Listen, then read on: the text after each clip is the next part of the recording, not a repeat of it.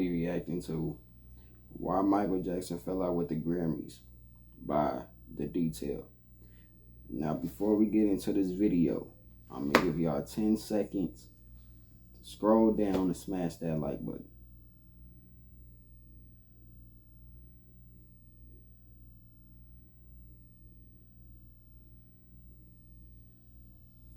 You smashed the like button yet?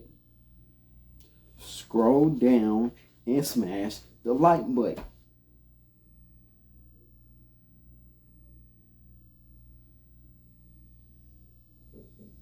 You done it. Alright, let's see why Michael Jackson fell out with the Grammys. Let's go. An awards ceremony that hopes to honor the industry's most promising recording artists and showcase achievements made by those who have demonstrated excellence in their creative fields. Dating back to 1959, the coveted annual event has set the scene for countless career-defining moments and captured the world's greatest music stars at their most electric.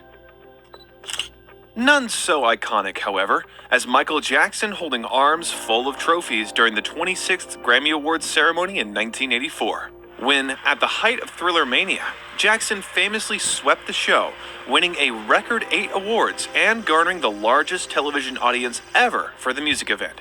Both records, even after nearly 40 years, stand unbroken. However, although Michael Jackson is a bona fide Grammy legend in memory, throughout his life, Jackson didn't always maintain a respectful connection with the institution as you would expect. In fact, his relationship with the Academy was very much love-hate, and frustrations built as he fought to be properly acknowledged, shaping his approach to awards ceremonies in general and what value he put on such accolades. Here's the detail. Let's see what happens. First, a big thank you to all of you who continue to support this channel by purchasing our new merch. Available while stocks last. The link is in the description box below. Go get y'all merch, y'all. I'm pretty sure they still got some. Michael Jackson got his first taste of the Grammys in 1975, when he attended the industry event as part of the Jackson 5. The tuxedo-clad brothers were thrilled with the nomination for Best R&B Group Vocal Performance for their track Dancing Machine. Previously, the group had their single ABC nominated in 1971 for Best Contemporary Vocal Performance by a Group, but the Motown brothers lost out on both occasions. As a child star, Michael Jackson grew up attending award ceremonies, witnessing his idols, as well as the day's biggest stars, pick up awards for their illustrious careers. Experiencing firsthand the buzz in the crowd, the anticipation, as well as the jubilation that followed a major victory. How artists can be celebrated and history be made for their creative feats. Although Michael's work with the Jacksons didn't secure a Grammy win, the artist had lofty ambitions for his first solo record as an adult, Off the Wall. With the help of Quincy Jones, Michael Jackson was able to showcase his creative freedom and individualism, developing a vivid style that was very much his own. The ambitious project proved to be critically and commercially successful. A major breakthrough, Jackson achieved 2 smash hit #1 singles, with Don't Stop Till You Get Enough and Rock With You, as well as 2 other top 10 releases. Breaking records as the best-selling album from any black artist up until that point, Michael Jackson had high hopes for multiple award nominations to warrant his groundbreaking accomplishments. However, the artist was underwhelmed when he came to realize that he was nominated for just 2 awards, eventually winning Best Male R&B Vocal Performance for his hit, Don't Stop Till You Get Enough. Distraught, Jackson reportedly told his sister, quote, "You watch. I'll show them. I'll make it impossible for them to ignore me like that again." Released in November 1982, Michael's next musical output, Thriller, showcased a much more diverse, pop-driven sound with rock crossover hits like Beat It, and pop disco hits like the ominous Billie Jean. As each single premiered on MTV with an equally electrifying video and the Moonwalker wowing audiences with his sensational danceability, momentum for the album grew at an alarming rate as Michael Mania swept the nation. With Michael at #1 yet again, and the album fast becoming the best-selling album of all time, it was clear only one name was going to be sweeping every music awards show the following year. However, once it was announced that Michael Jackson had been nominated for an incredible 12 awards, his triumphant night was put into jeopardy after he suffered second and third-degree burns filming a Pepsi commercial just weeks before the ceremony. Quote, Jackson may require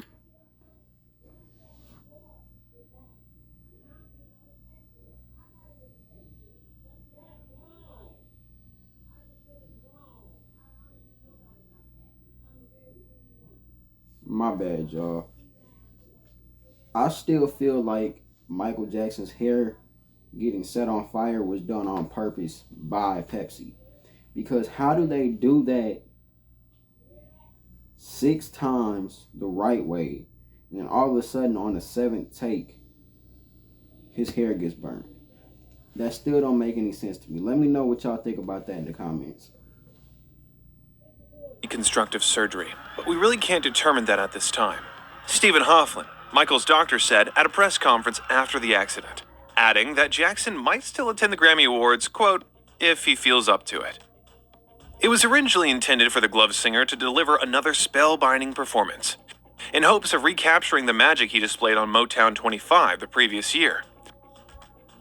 But Ken Ehrlich, producer of the telecast, said Jackson ultimately declined the invitation after his accident.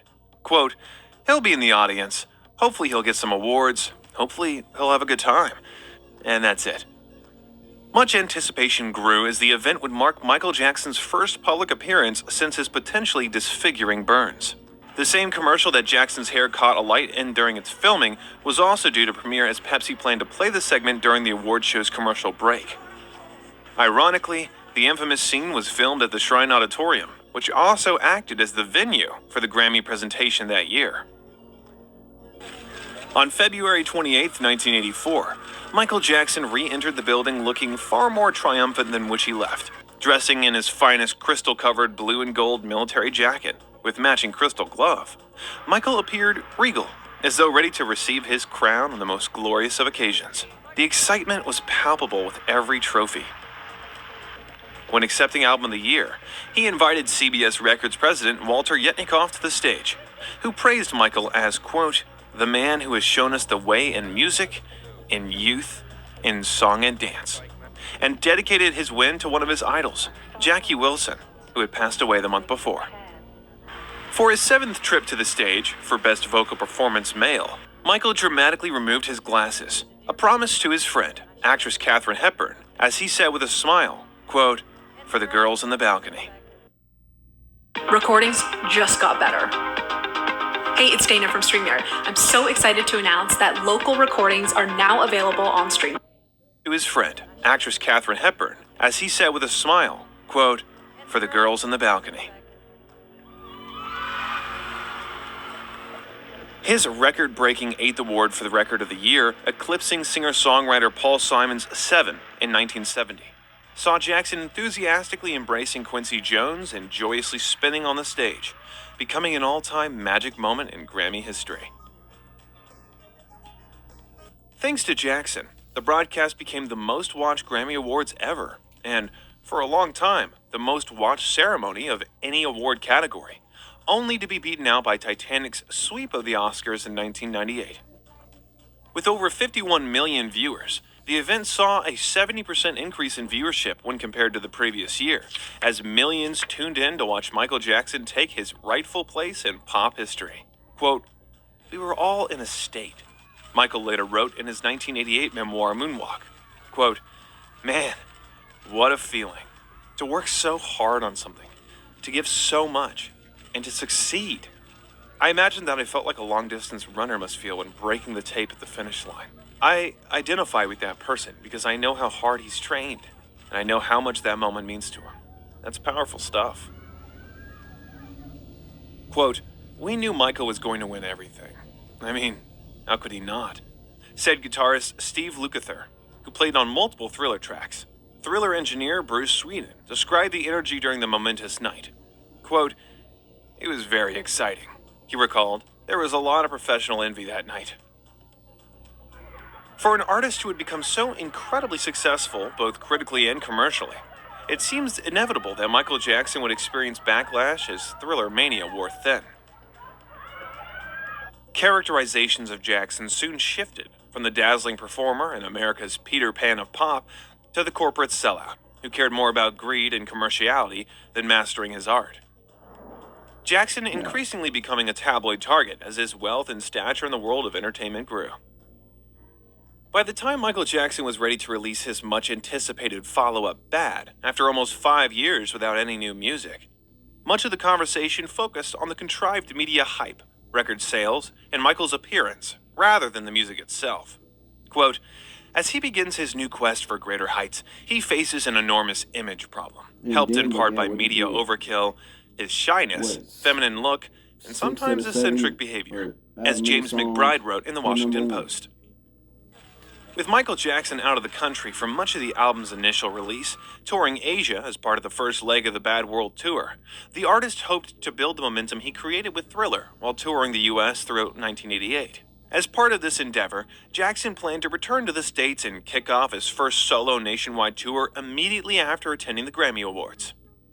Michael received 4 award nominations, and although there was no chance of him sweeping the ceremony again, the categories he was nominated included Best Male Pop Vocal Performance and the coveted Album of the Year award. This time around, Jackson was in a far better state to perform during the show, a reminder for audiences to forget the nonsense in the press and showcase what the artist does best. With many predicting the singer would win several awards for Bad, Jackson channeled all his energies into an unforgettable performance, in which he transformed his already #1 throbbing dance hit, The Way You Make Me Feel, into a slinky jazz tune. This was followed by his brand new single, the intense and gospel-inspired Man in the Mirror, the last part being performed in near a cappella, showcasing the artist's raw and commanding presence as a world-class performer. After receiving floods of applause and a standing ovation from his contemporaries, Herb Alpert and Motown pal Diana Ross entered the stage to announce the winner of Album of the Year. With Diana Ross being chosen to present, one can presume that Michael had a pretty good chance of taking it home. Damn right. Up against the likes of U2, Whitney Houston, and somewhat rival Prince, Jackson stood in the wings anxiously awaiting the result. A vibrant Diana opens the envelope impatiently, and immediately, an air of disappointment covers her face as she announces, "The album of the year is the Joshua Tree, U2." Michael Jackson then proceeded to sit in the audience as every other award nomination was read out, before ultimately leaving the ceremony empty-handed. Without an enthusiast acknowledgement for his latest album, the next night Jackson kicked off the American leg of his tour with 3 sold-out concerts at Madison Square Garden. Dishwashers use 80% less water than hand washing and save $130 on utilities. Cascade.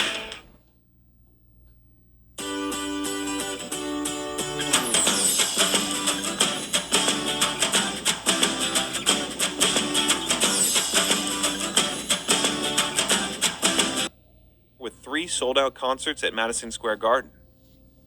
Michael was incredibly hurt, and what made it worse was that the event's television ratings increased by over 20% from the previous year, meaning that the Academy were lining their pockets from Jackson's appearance, and in return, he was humiliated on national television.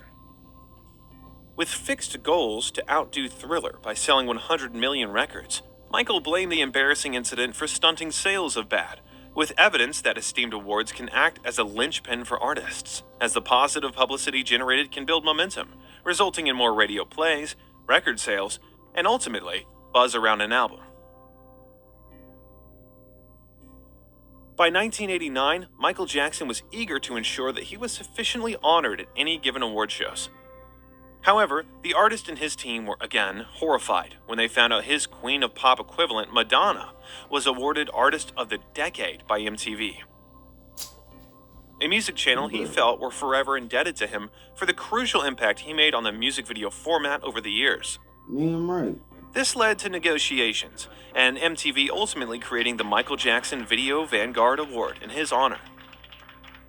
Jackson's team heavily pursued award shows, citing that Michael Jackson would simply not attend if he wasn't properly awarded and celebrated throughout any given ceremony.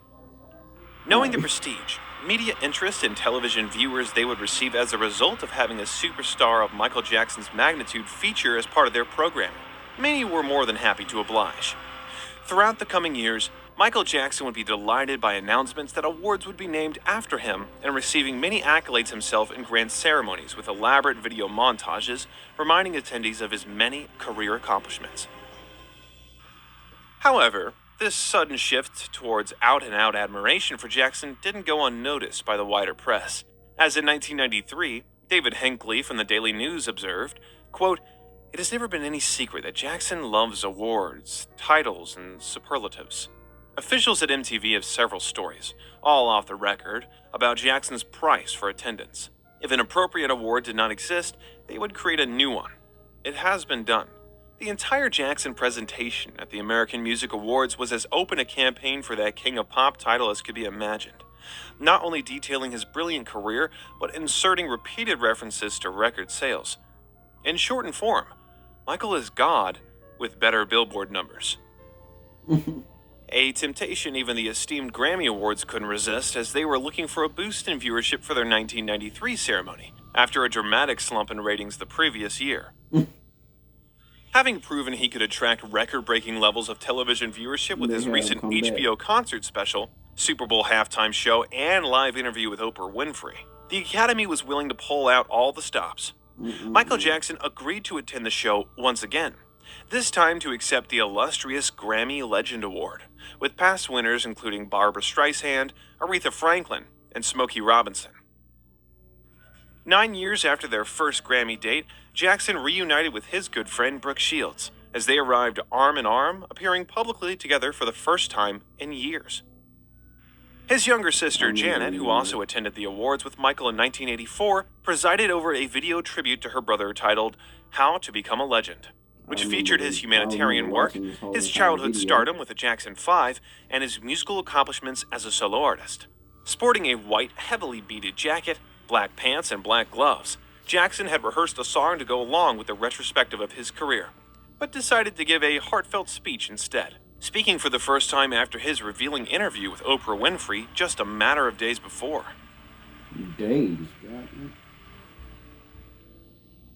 However, in years to come, Michael Jackson would rarely be seen at the Grammy Awards as the Academy grew tired of his mounting King of Pop demands.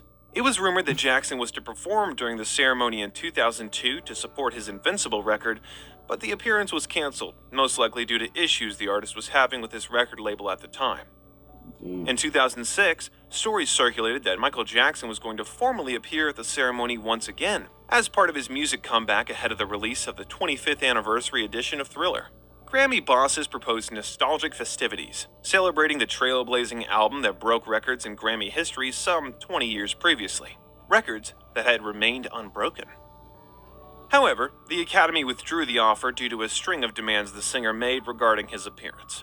According to the New York Post, Jackson insisted he be given a special award, that it be presented by a person of his choice, that the entire event be dedicated to his career, and that his status as King of Pop be mentioned at least 30 times during the show.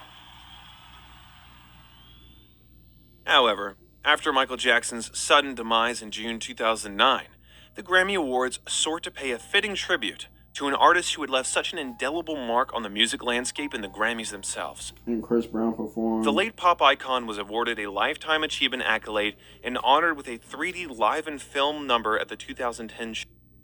Chris Brown performed, and boy, when I tell you that motherfucking performance. The King of Pop was heard performing his Earth song, accompanied by onstage stars as well as images from nature. A part of the clip was included in Jackson's movie documentary, This Is It, but the full production of Earth Song had not been seen before and was billed by the Grammys as the first time an award show had featured such a 3D sequence. Michael's children, Prince and Paris Jackson, accepted the Lifetime Achievement Award on behalf of their father. Paris closed out with a brief, reserved message to her father. Quote, "Daddy was supposed to be here. Daddy was going to perform this year. He couldn't perform last year. Thank you. We love you, Daddy."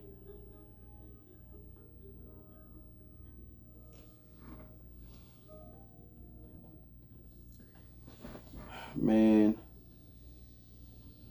it sucks how that shit happened, bro. Like, honestly, I wish none of that happened. I'm not gonna lie to y'all. Because I feel like it shouldn't have happened, bro. I don't know. And them demands Mike was making was kind of crazy. Let me know what y'all thought of them demands Mike was making for the Grammys, bro. That shit was, I don't know, y'all. Them demands was, but that's the end of this video. Make sure y'all smash that like button. Comment down below what you guys thought of this video and how you guys thought about Mike and his demands with the Grammys. And if you do not want to miss any other videos that I have dropping for you guys, go on ahead and smash that subscribe button and turn on that post notification bell so you never miss any other videos that I got dropping. I'll see you guys in the next video, and I'm out. Peace.